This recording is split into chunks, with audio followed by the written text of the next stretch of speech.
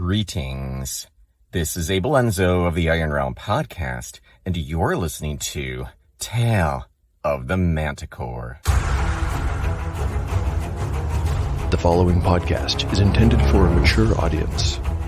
Listener discretion is advised.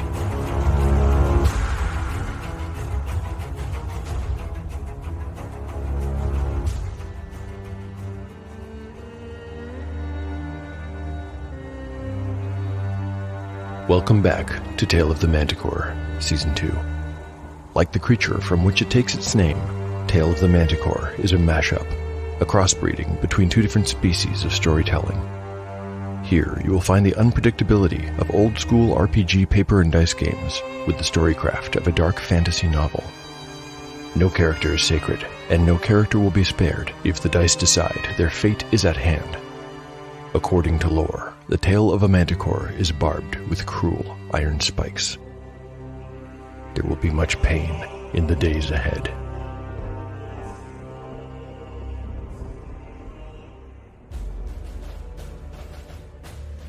Last time on Tale of the Manticore. Chapter 33 begins with the companions making their way to Brannon and an establishment called the Spinner's Wheel. Here, they do their best to forget their grief over Cole, each in their own way, through drink and revelry, and even through study. It's uncertain how exactly they'll proceed from here. Everyone has revenge on their mind, but they're not quite ready to go back to Silmaril just yet. Catsbane in particular has reservations. He has suspected it for some time, and now he is sure. There are demonic forces at large in Camertine. The episode ends with Carrick Malmar going through a kind of war within himself. The Archmage is battling a demon that has latched onto his mind, and perhaps even his soul. Unable to exorcise it, Carrick decides to take his own life and destroy them both. He does this through self-fenestration, plummeting to the rocks at the base of the White Stone Cliffs. The plan fails, and he only succeeds in killing himself. When his broken body rises, it belongs only to Azor Azul.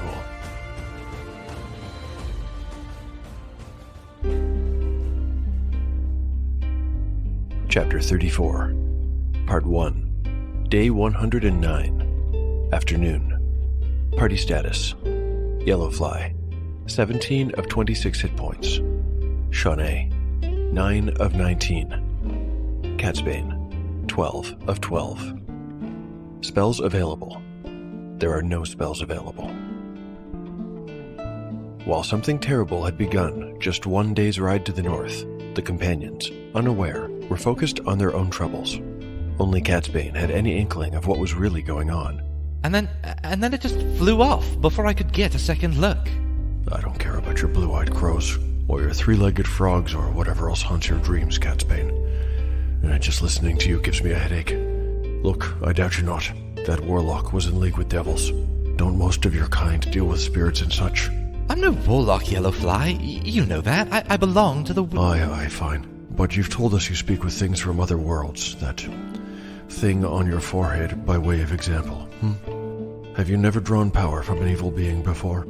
Feeling suddenly uncomfortable, given recent developments, Catsbane could not deny that he had, though Yellowfly was wrong about the being he referred to. He allowed the other man to close the subject.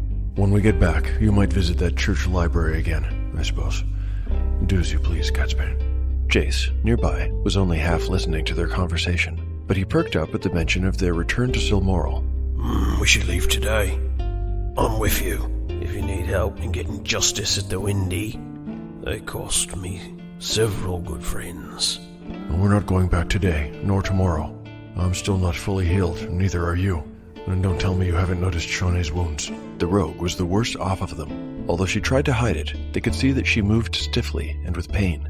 Catsbane had made and applied bandages for her that morning, taking care of her much as he had back in Domor. Jace seemed disappointed, but said nothing. Yellowfly noticed his expression. You don't answer to me, Jace. Go on ahead if you wish. Though if you asked what I wanted, I would wish that you stay and travel with us. Jace's face was lit up by the briefest of smiles. Then his face went dark again. I'm not sure what I'll do when we return. My whole crew. Everyone's gone. Perhaps that's something you and I can discuss today. In private, later on. Yellowfly did not elaborate. Instead, he said, Right now, I need to go and speak to Keet. I've remembered something from that cipher we found under the sawmill. Shawnee and Catsbane exchanged quizzical looks. There was a name on it that we didn't know, but Keat might. He's the right one to ask, I think. He'd know if there was a petty lord in Brannon by the name of Skelling. Also, I haven't paid our room fee yet, and his wife will have her small clothes in a knot about it by now. Yellowfly left their room to find Keat's wife downstairs. She was always around and busy with the cleaning and general maintenance of their business. When asked where her husband was, she grumbled that he'd only just gotten out of bed, but that she'd sent him out back to split firewood. Yellowfly paid her 3 gold pieces for the previous night and the next chew. He would not accept when she tried, not very hard, to insist he take 3 silver bits in change. Out back, he found Keat working on a half-cord of firewood.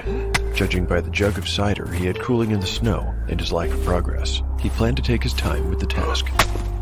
Yellowfly took the axe from him and split a few logs, allowing his friend to take a break. The physical labor in the cold air felt good and cleared his head. After a while, he asked the innkeeper if he knew anyone in town called Lord Skelling. Keat took a long pull from his cider jug and considered.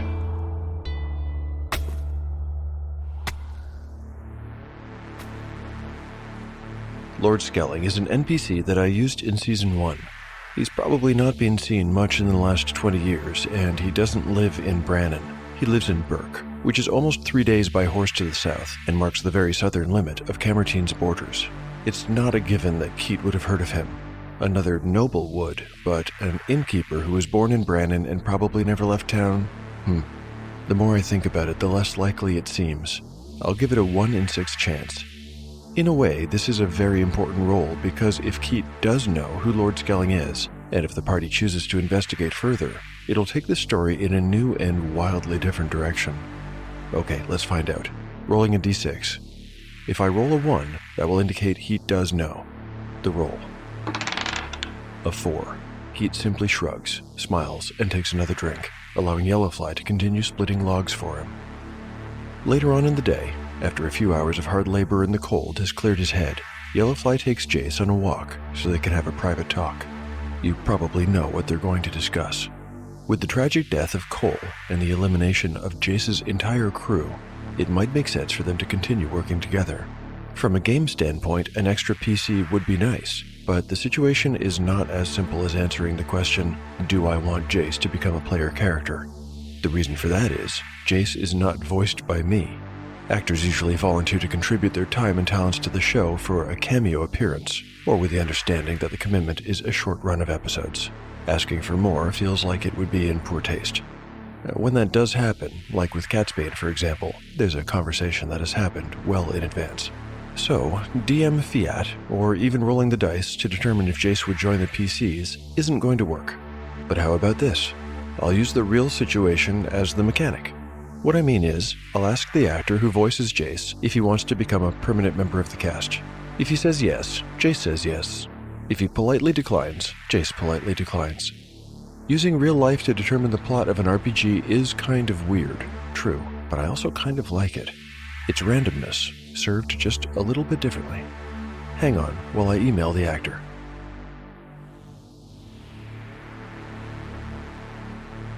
Okay, email sent and received, and I've got my answer. Do you enjoy old school RPGs? Do you love stories of sword and sorcery? Are you tired of the typical actual plays and long, unedited podcasts? Then look no further than Legends from the Fireside, a hybrid storytelling RPG podcast. A podcast filled with tales of adventure and heroism, all at the mercy of the roll of the dice. There's no telling where the story will go and where we will end up. No life is sacred, and no one's survival is guaranteed. You can find the show on all major podcast platforms, and we hope you enjoy Legends from the Fireside.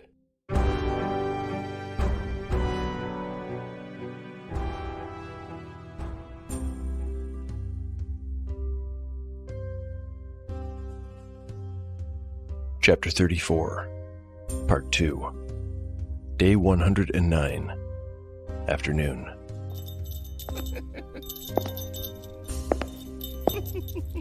Briar Patch, the king's harlequin, was juggling 3 eggs and riddling for his majesty's entertainment. Culfrey had a soft spot for the fool, perhaps because he had no true friends, and at least his jester did not simper and mule in his presence the way others did. The other nobles, and even his own family, avoided the king's company, so Culfrey often called Briar to his solar.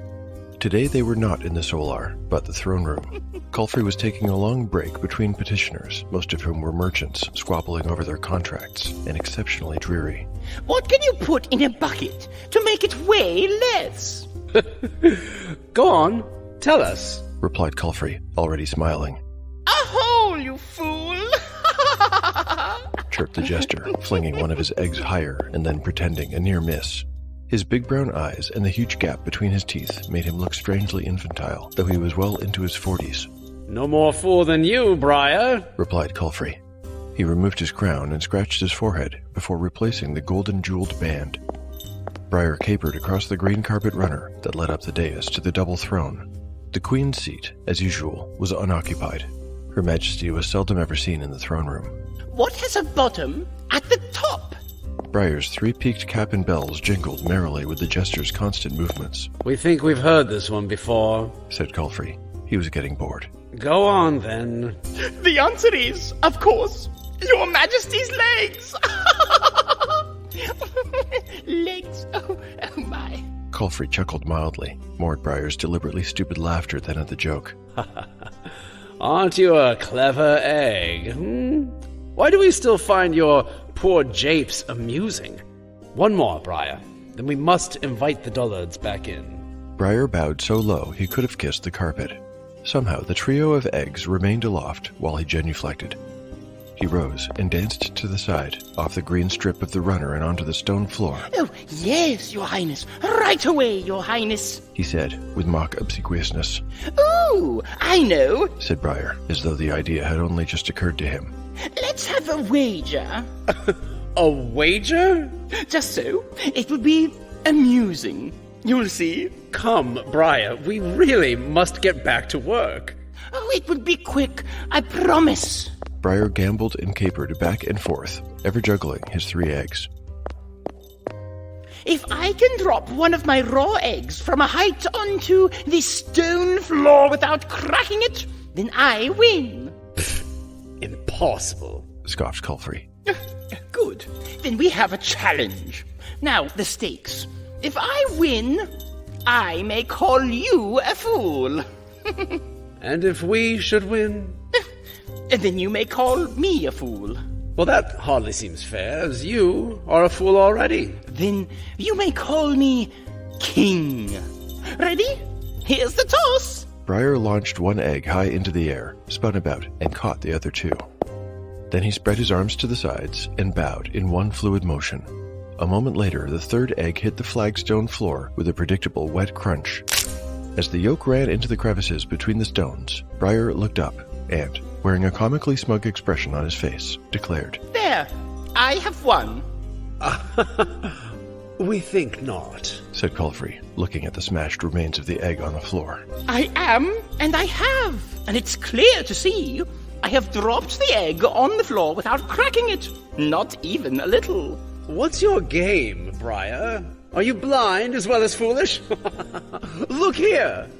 I've won! I have, and it is plain as the nose on your face. The floor has not cracked at all. You fool, thinking you could crack stone with an egg. While Briar snickered and tisked, Culfrey rolled his eyes, but he laughed in spite of himself. Presently, the door opened and a stooped figure entered the room. At first, Culfrey thought it must be some noble, bowing low, or an elder person with a curved spine. But it was neither of these.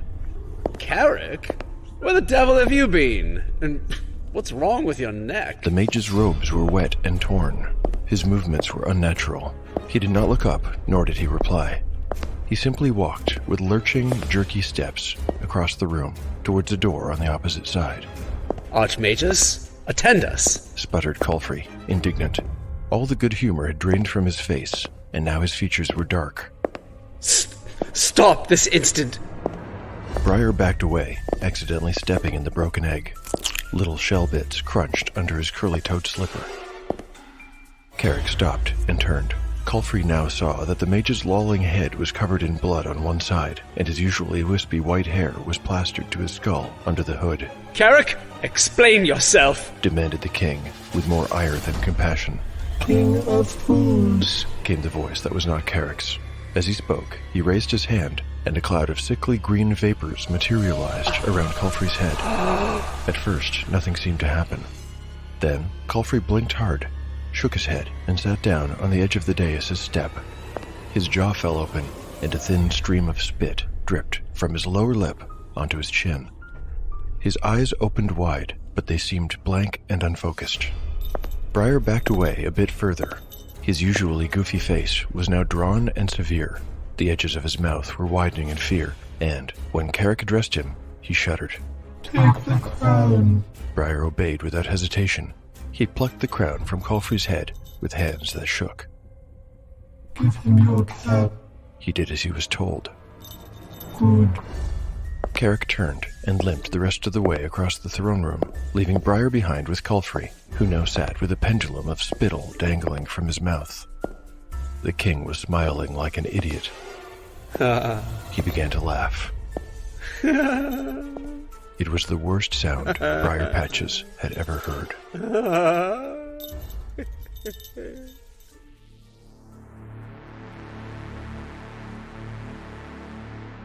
Things look pretty grim in Whitestone Castle, but to the south, in Brannon, the companions have gotten some good news.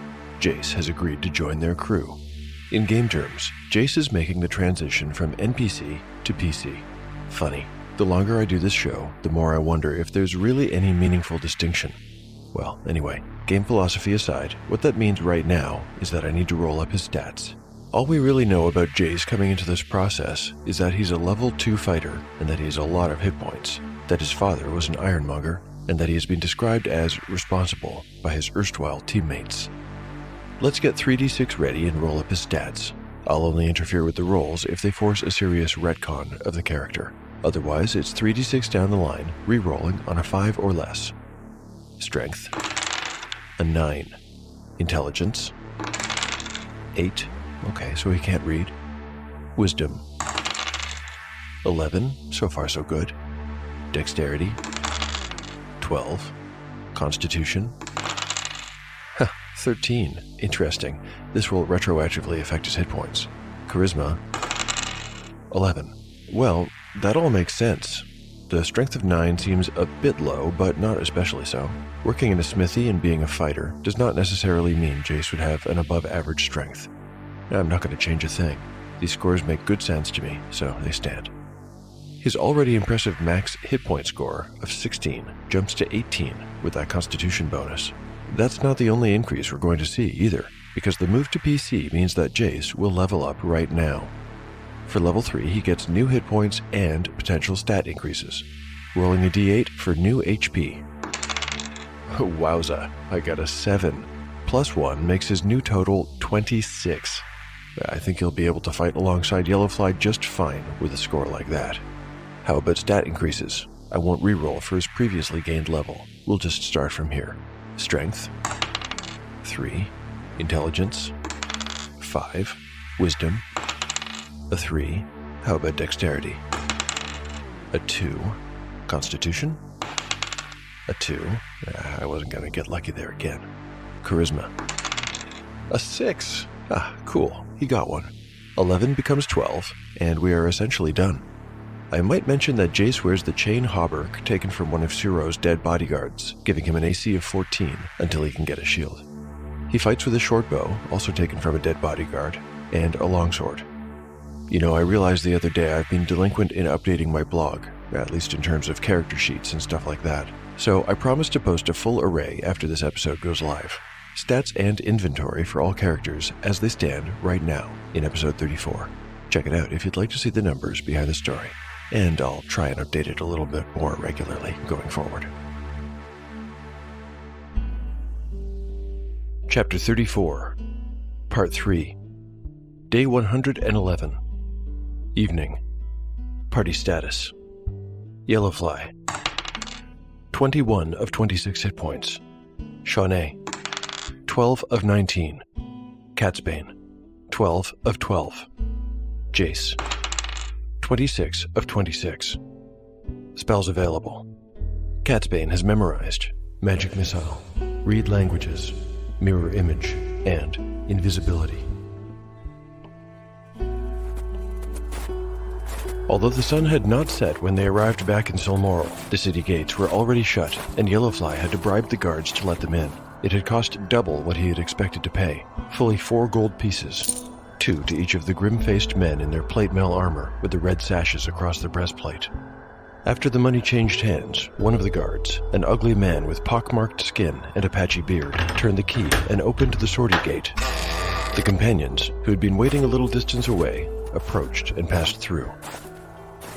Once the gate was behind them, Yellowfly addressed his companions. That ugly one gave me a tip. Said to get indoors and stay in until morning. Streets are bad at night the last couple of days. And then, in response to his companions' questioning faces, he added, Trouble at the castle of some kind. What kind of trouble? Asked Shawnee. Well, he didn't say. Just that the Cernan gate's closed. Has been for the last 2 days. Not a soul has gone in or out. It's the source of much rumor, apparently.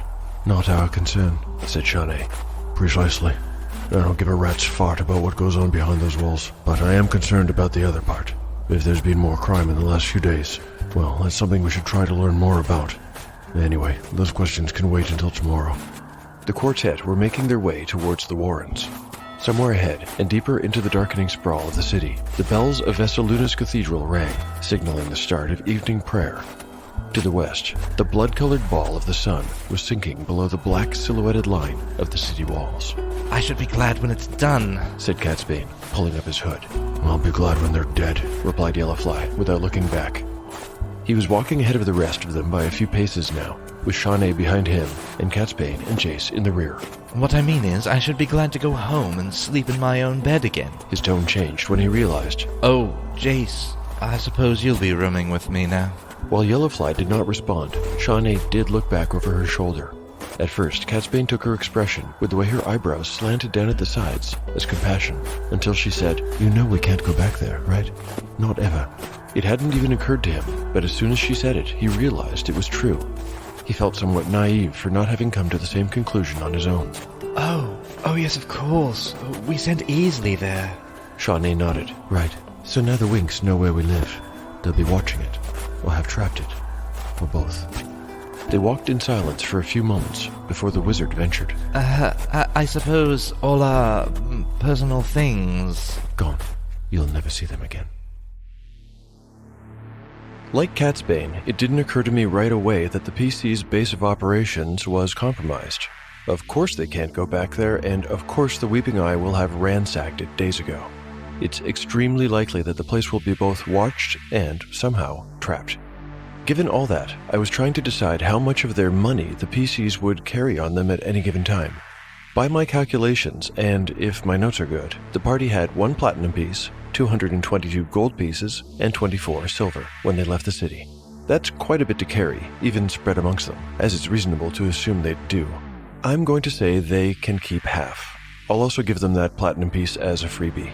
After their expenses in Brannon, and after bribing the guards at the Silmoral gates, the final total remaining to them is 1 platinum, 111 gold, and 12 silver. Their other possessions, including a few extra weapons and extra sets of leather armor, along with other sundry items, are almost certainly gone. I say almost certainly because we'll never really know unless the PCs try to go back to their apartments for some reason. One more thing. While we're away from the action for a few minutes, I need to make a roll. The group is getting closer to the wind of the cliffs, and we can imagine what they plan to do when they get there. But will anybody even be there? It's unlikely that Suro the Mad, even if he's in Silmoral, would have tipped off his contacts about the possibility of Yellowfly's gang surviving the ambush and returning. All he knows is that nobody came back.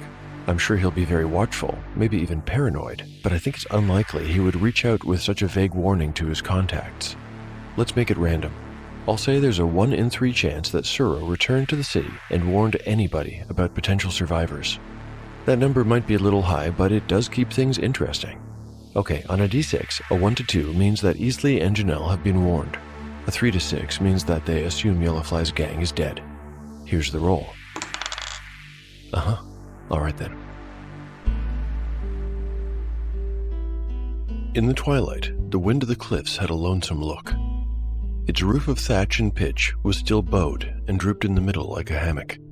There was no light visible behind the shuttered upper floor windows, and the place seemed deserted, at least until they saw a little plume of smoke coming out of the same chimney they had helped to clean. Yellowfly pulled into a nearby alley, and when the others joined him, he addressed them in a low voice. Exactly as we planned now, and no mistakes. They're simple folk, but they're not stupid. They might even be ready for us. Jace, you're one of us now, understand? He paused. Catsbane, you're sure you can manage this thing? The young wizard nodded. All right then, let's go and get our vengeance. Thank you for listening to Tale of the Manticore. If you've enjoyed the show and would like to help to support it, there are lots of ways to do so. You can recommend it online or to friends. You can like and retweet episode announcements on Twitter. You can pick up One Shot in the Dark, the Pendulum world-building tool, or Encyclopedia Manticorica on DriveThruRPG. And finally, you can rate or review the show on your podcatcher of choice. Thanks to everyone for their support of the show. I'd like to share one of your kind reviews right now, and this one is on the Podcast Addict app. It was posted by PunkRNDad. PunkRNDad writes, Best OSR actual play. I prefer BX-style D&D myself. I tire of the way 5e podcasts continually drag me between combat and whatever story agenda the DM has. No old-school actual play podcasts seem willing to edit out table talk and ho-hum slog. This podcast is the perfect solution to my conundrum. Great audio and editing. Excellent use of random old-school mechanics to develop an ongoing story arc. Thank you for your hard work. And thank you very, very much, PunkRNDad. Like you, I can't quite make 5e work for me. The beauty of BX is how it makes space for the story to develop on its own. I also appreciate that you notice the editing that goes into the show. It's a time-consuming job, so it's nice to get positive feedback about that. Allow me also to thank my excellent cast of voice talent. I've got 3 returning actors and 1 newcomer today. Voicing Catsbane and Jace are regulars, Kyellen and Kevin Berenger. Find Kyellen on SoundCloud, Spotify, Bandcamp, and other music stores. Kevin is a game designer at Tumbledye Games. Find him at kbearcreation.com. King Call Free is played once again by David Cooper. Find David on socials as @thatDaveCooper and see him in the Netflix movie The Curse of Bridge Hollow and PBC on YouTube. Finally, I'd like to introduce J. Brandon Payne in the role of Briar Patches, the Jester, and what a remarkable performance this was, too. When asked how he'd like to be named in the credits, Jay asked me to share his email address so other creators could get in touch with him to voice different characters. Here it is, jbpayne@gmail.com. That's JBPAINE. Highly recommend Jay for voiceover work. His talent speaks for itself. If listeners would like to get in touch with me, I'm at Manticore Tale on Twitter or Tale of the Manticore Podcast on Instagram. And as always, email taleofthemanticore@gmail.com. Finally, I keep a blog where I post all kinds of show and RPG-related stuff. You can find it at taleofthemanticore.blogspot.com. The adventure will continue on the next episode of Tale of the Manticore, the story where chaos rolls. We're going to give it another go. It's a bit more zing. A bit of zing. Zing. Yeah. Ready? Hello. With a hello. No. Hello. Wait till I get through the whole thing. Ready? Hello with a billowing hilltop. Hello. Oh dear. Waiting to get through the whole thing. No. I mean, I thought that was the whole thing. The whole thing is hello with a billowing hilltop. Okay, that's the whole thing. Yeah? Okay. That was right. That pretty much sums up the show. But if you want to find out any more, you can visit us at www.billowinghilltop. Is it com? Does anybody know? .org. Is it? It's .com. What do we do? What do we play? There's monsters. Does anybody remember? Walking around. I don't know. Yeah. We will be delighted if you to join us around our table as we play Dungeons. Is it 5th edition? Hello? Yeah, we think so. Yeah. Yes. We play Dungeons and Dragons. Sorry, that was me. What was that noise in the background? There will be noises in the background as we play Dungeons & Dragons 5th edition through the classic Paizo adventure path, The Age of Worms. You can expect this. No! Quite a bit of this. I'm completely lost. This. This. I've got a bugbear in my underpants. And one of these. Oh dear. We're on Apple Podcasts, and we're on Spotify, and we're on TuneIn, and you can find us on Twitter, and you can find us on Facebook. and we hope you join us. Thanks very much.